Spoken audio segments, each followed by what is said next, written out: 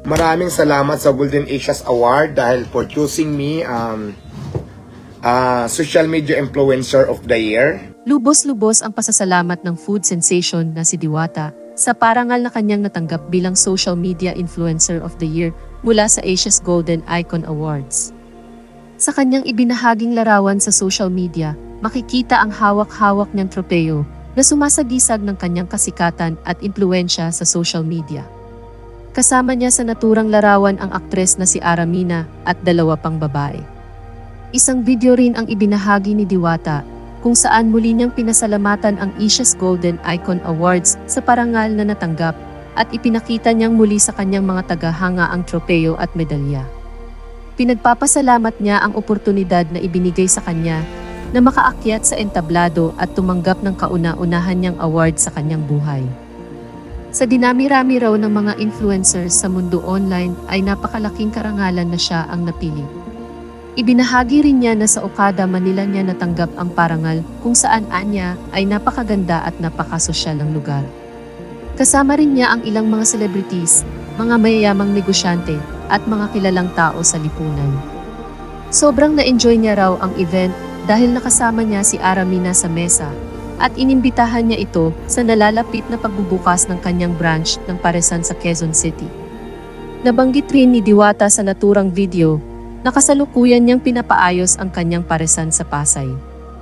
Nilalagyan na raw ng bubong ang parting unahan ng kanyang pwesto at sesementuhin na rin ang sahig upang mas maging komportable at malinis para sa mga customers.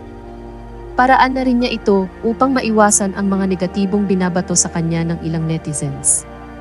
Nagpaabot din ng pasasalamat si Diwata sa kanyang mga taga-suporta sa patuloy na pagtangkilik sa kanyang paresan na sa kabila ng mga pambabatikos na natatanggap ay hindi siya nagpapaapekto at tuloy lamang raw ang buhay.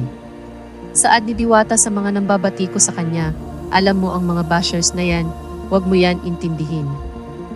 Kasi ganito yan, wala naman silang ambag sa buhay natin. Unang-una, di naman sila makakatulong sa buhay natin para magpaapekto tayo.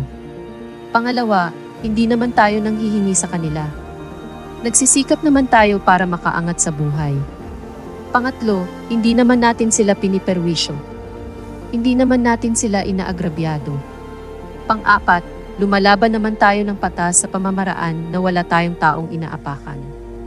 So bakit iintindihin natin ang mga bashers na yan na wala namang magawa na mabuti sa kapwa? Kaya ang gawin na lang natin dumiskarte, gawin ang pangarap natin sa buhay para makaangat. Huwag natin intindihin ang alam natin na hindi makakatulong sa sarili natin. Tuloy lang ang laban, basta ako kung ano ang nasimulan ko. Ipagpapatuloy ko. Kahit ano pa ang humadlang, basta alam ko na tama ang ginagawa ko.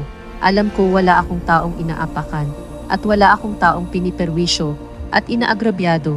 Tuloy po ang business at tuloy po ang Diwata Pares Overload. Sa pagkakaalam ko, kung tao lamang pareho ay wala pong karapatan at walang kakayahan na husgahan ang isang tao kung ano ang magiging kapalaran niya ng isang tao. Diyos lang po ang nakakaalam, hindi po kapwa-tao.